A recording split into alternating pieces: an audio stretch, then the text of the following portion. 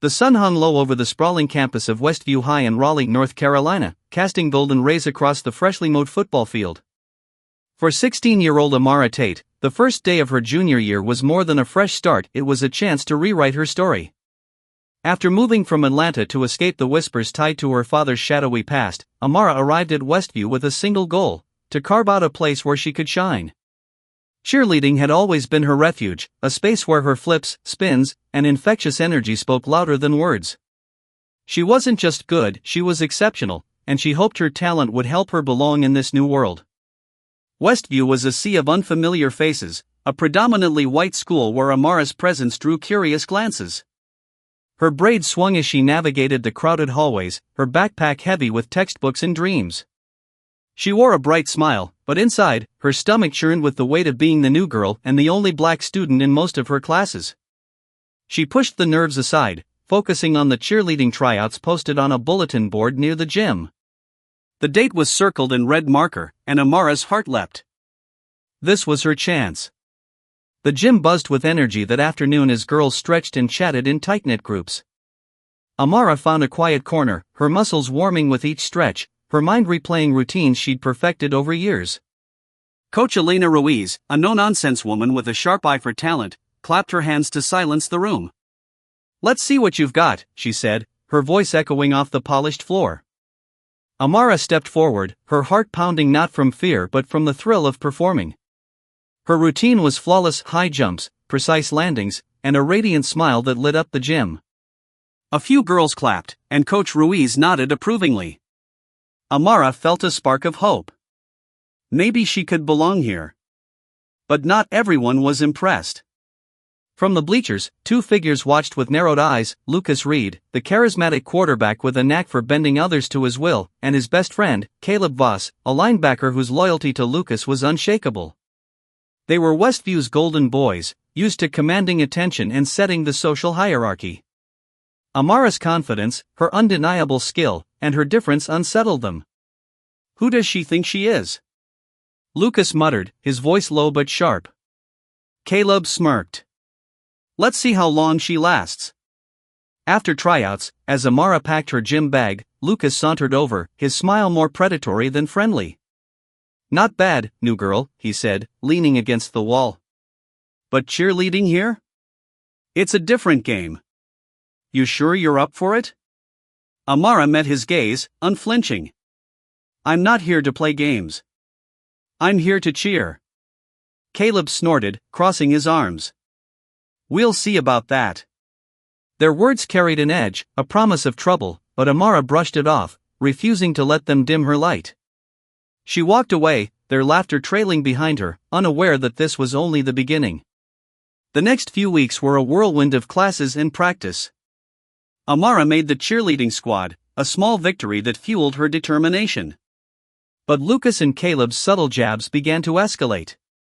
Whispers followed her in the hallways, comments about her hair, her clothes, her attitude. During practice, her water bottle vanished, only to reappear filled with soda that stained her uniform when she opened it. Her locker was defaced with sticky notes bearing snide remarks. The other cheerleaders, wary of crossing Lucas and Caleb, kept their distance, leaving Amara isolated. One evening, as she sat on the bleachers after practice, her phone buzzed with a text from her father, Darius Tate. "How's my star doing?" it read. Amara hesitated, her fingers hovering over the keyboard. She wanted to tell him everything was fine, to protect him from worrying. But the truth weighed heavy. "It's tough, Dad," she typed. "Harder than I thought." His reply came instantly: "You're tougher than the toughest storms, Amara. Keep shining." His words were a lifeline, but they also reminded her of the life she'd left behind in Atlanta. Darius Tate wasn't just any father. Known in certain circles as the broker, he was a man who operated in the shadows, a master negotiator in Atlanta's underground. His reputation was both a shield and a burden for Amara. She'd grown up hearing stories of his influence, his ability to bend situations to his will without raising a fist. But in Raleigh, she wanted to be Amara, the cheerleader, not the daughter of a notorious figure. She wanted to earn her place, not inherit it. As the days passed, Lucas and Caleb's harassment grew bolder. They spread rumors that Amara had been expelled from her old school, that she was trouble waiting to happen. During a practice, Lucas accidentally tripped her during a stunt, causing her to stumble. "Oops," he said, smirking. "Better watch your step." Amara's ankle throbbed, but she refused to show weakness. She kept her head high, her routines sharp, determined to prove she belonged. But the constant pressure was wearing her down, and she began to doubt herself. One afternoon, as she practiced alone in her backyard, her neighbor, Mrs. Jenkins, a retired teacher with a warm smile, called out, "You've got something special, Amara. Don't let anyone take that from you." The words sparked something in Amara, a reminder that she wasn't alone, that her light was worth fighting for. She resolved to push forward, to channel her energy into her cheerleading and build connections with her teammates, no matter how hard Lucas and Caleb tried to tear her down. But as Amara steeled herself for the fight ahead, she had no idea that Lucas and Caleb's actions were about to cross a dangerous line, setting off a chain of events that would test her resilience and reveal the true power of her father's influence. The cheerleading gym at Westview High had once been Amara's sanctuary, a place where she could lose herself in the rhythm of routines and the camaraderie of teamwork. But now, it was a battleground. Lucas and Caleb's campaign of harassment had intensified, turning every practice into a test of endurance. Their pranks grew crueler. Amara's cheer shoes were filled with sand, her uniform hemmed so tightly it tore during a routine, and her locker was plastered with mocking cartoons. The other cheerleaders, caught between fear of Lucas and Caleb and their own desire to fit in, remained silent, leaving Amara to face the torment alone. Coach Ruiz, focused on preparing the squad for the state championships, noticed Amara's faltering performance but misread it as a lack of focus. "Amara, you're better than this," she snapped during one practice, as Amara missed a cue in a complex stunt. "Get it together, or you're off the team." The words stung, not because they were harsh, but because they echoed Amara's own fears. She was letting the team down, not because she lacked skill, but because the constant pressure was eroding her confidence. The bullying spilled beyond the gym. In the cafeteria, Lucas and Caleb's friends whispered loudly about Amara's secrets, spinning tales of trouble she'd supposedly caused in Atlanta. A fake social media account in her name posted humiliating memes, liked by dozens of students. Amara's attempts to confront the rumors were met with smirks and denials. "Relax, it's just a joke," Lucas said one day, leaning close enough for her to feel the menace in his voice. "You're too sensitive." Caleb added, "Maybe Westview's not for you." Amara's resolve wavered, but she refused to quit. She poured her energy into perfecting her routines, staying late after practice to drill her tumbling passes. She tried to connect with her teammates, offering tips and encouragement, but their responses were lukewarm, tainted by the fear of crossing Lucas and Caleb. The isolation was suffocating, and Amara began to skip meals, her appetite replaced by a knot of anxiety. One evening, as she walked home under the dim glow of streetlights, her phone rang. It was Darius, his voice a steady anchor. "Talk to me, Amara," he said, sensing her distress. She tried to brush it off, but the dam broke. She poured out everything, the pranks, the rumors, the loneliness.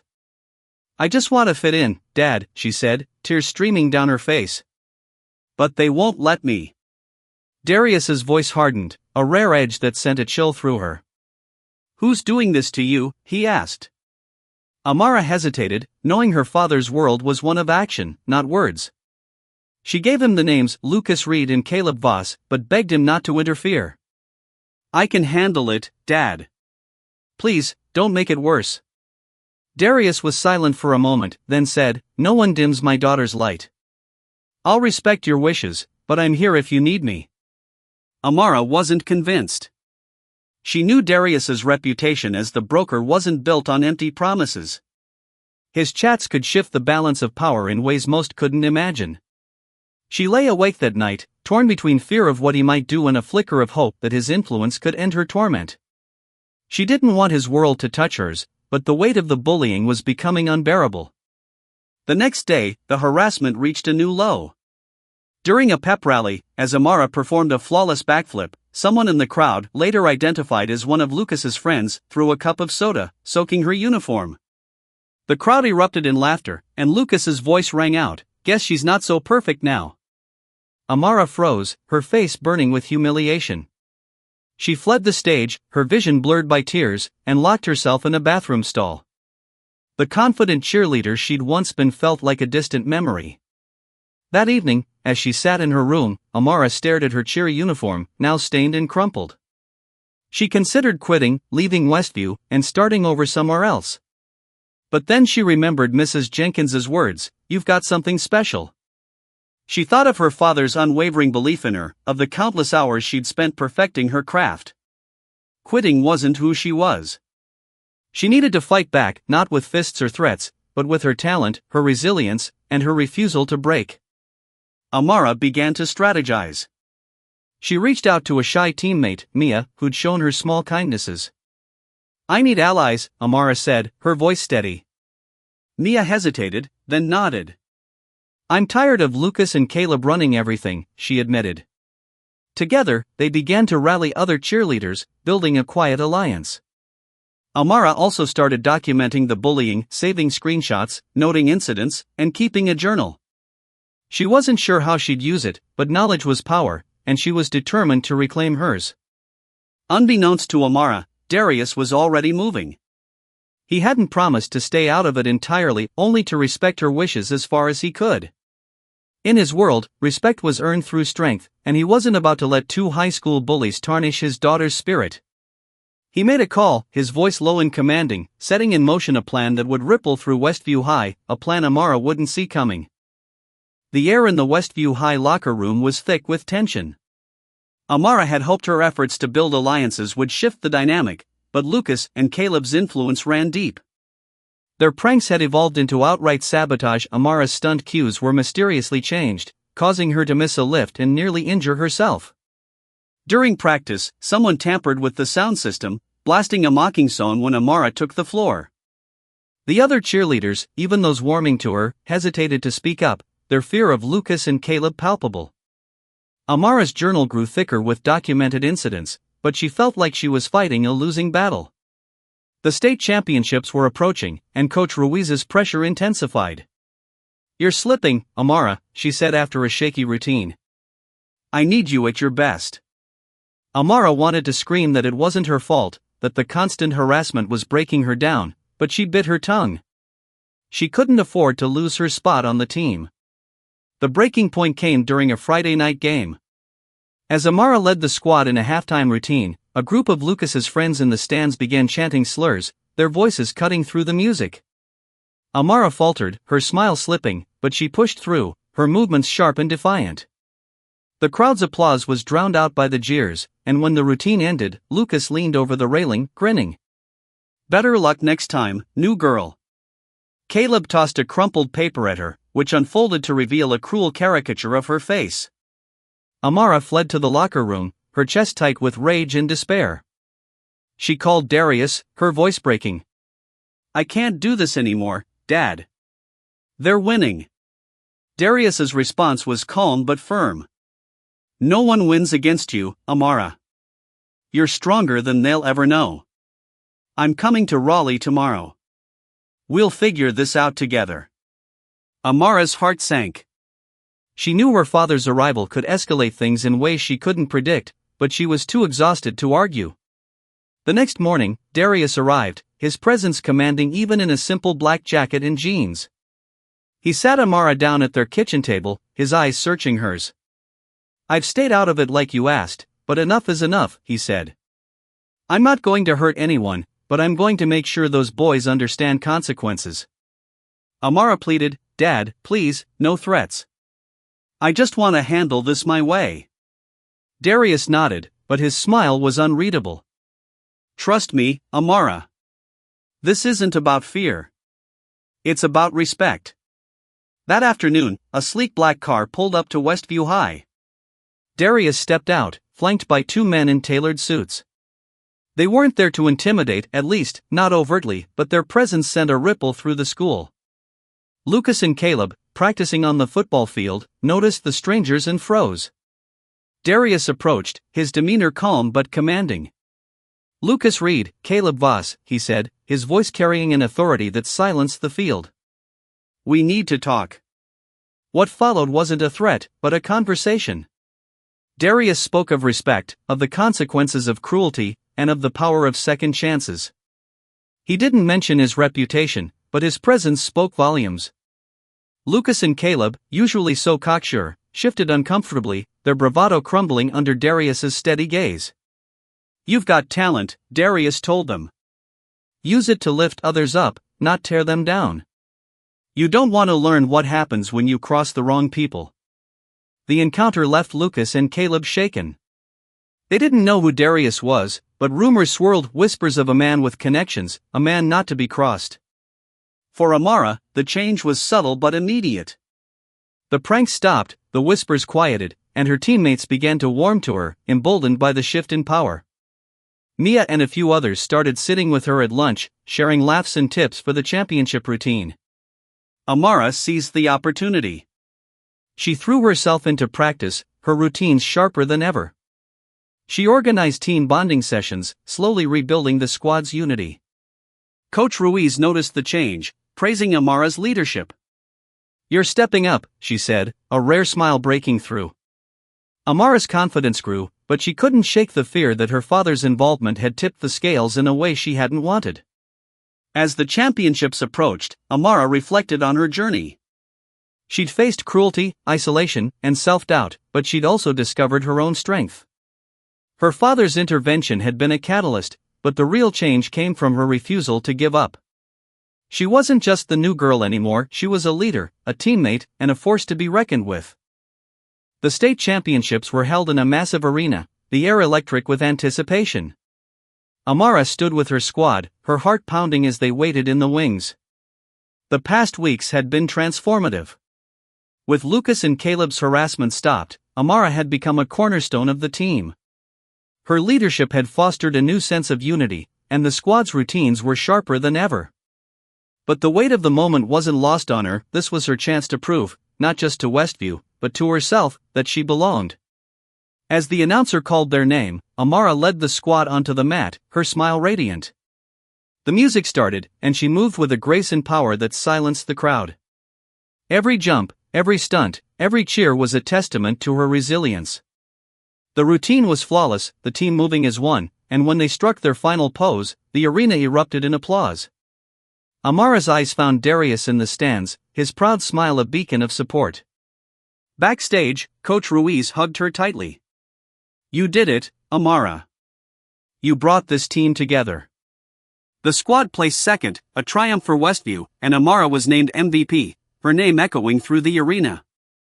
Lucas and Caleb, watching from the sidelines, offered a nod of respect, small, but significant. Amara didn't need their approval, but it was a reminder of how far she'd come. That evening, at a team celebration, Amara took the microphone. "I came to Westview hoping to find a place to belong," she said, her voice steady. "It wasn't easy. I faced challenges I didn't expect, but I learned something important: our strength comes from lifting each other up, not tearing each other down. Thank you for giving me a chance to shine." The room burst into applause, and Mia squeezed her hand, whispering, "You're our leader." Later, as Amara and Darius walked to the car, he put an arm around her. "I'm proud of you, Amara. Not because of me, but because of you." Amara smiled, realizing that her father's intervention had been a spark, but her own resilience had been the fire. She'd faced the bullies, rebuilt her confidence, and forged a new path, not as the daughter of the broker, but as Amara Tate, a leader and a light unbroken. The next year, Amara became captain of the cheerleading squad, her leadership transforming Westview's team into a powerhouse. Lucas and Caleb, humbled by the experience, joined a mentorship program, using their influence to promote kindness. Amara's story spread, inspiring others to stand tall against adversity. She'd come to Raleigh seeking a fresh start, and in the face of darkness, she'd found her own unbreakable light.